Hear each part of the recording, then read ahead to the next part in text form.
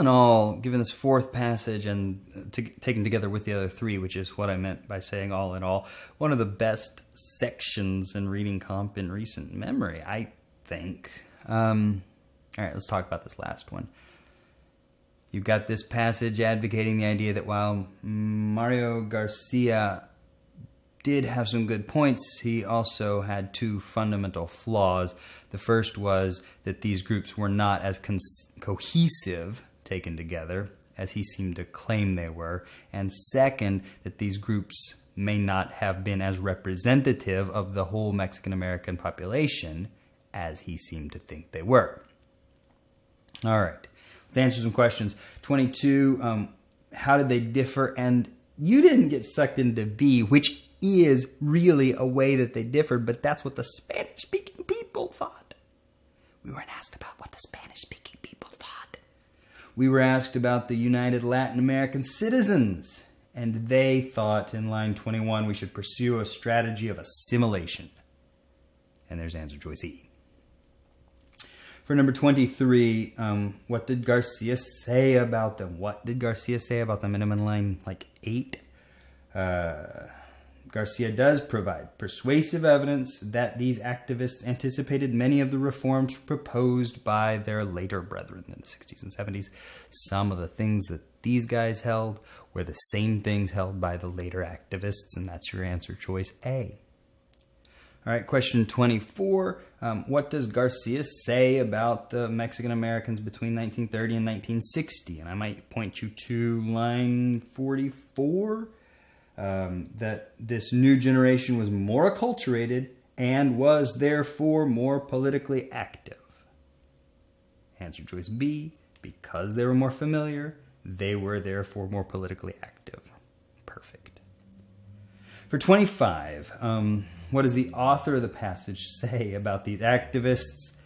And it's got to be just something we know, and I can point you towards like line 30 right in the middle. You know, Garcia says that they were, that the differences don't matter because they were concentrated on liberal reform. But the author says, but one need only note the fierce controversies that occurred in order to know that they weren't really unitary. The liberal form did not mean that they were on the same page. And that's answer choice B. For question 26, the author's uncertainty. Don't tell me you got sucked into answer choice A. I mean, the author is uncertain about whether or not the increase in the number of Mexican Americans led to an increase in Mexican American activism. Yes. But the author is not uncertain about whether or not you can assume that. You cannot assume it, she says in clear, plain language. But she does express uncertainty about D, the extent to which those views are shared by the Mexican population. Look at the language she uses. I'm in line 37-ish. Garcia may be exaggerating the degree to which the views are representative. That's what uncertainty looks like. That leaves us with only question 27, something that we know about the consciousness among Mexican Americans, and we discussed that towards the end of the passage. I'm in line 54. Without a better understanding of the political implications of important variables,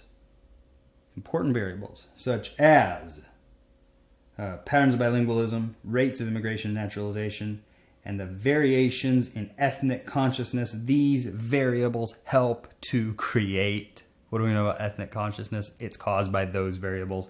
Answer choice E. And that closes out this passage, closes out this section. Hallelujah. All right, so in that video I showed you why all the right answers are right. I didn't show you how I read the passage. How I read the passage in such a way that I can anticipate most of the questions I'm going to be asked and the right answers to those questions. I didn't show you how I select which passage to do. I didn't give you a method of dealing with reading comp. That's because I think that's where the value's at. Now, if you agree with me that having a methodological, systematic means of kicking the LSAT where it counts is worth paying for, then check out that link and you can see a list of our current course offerings and prices.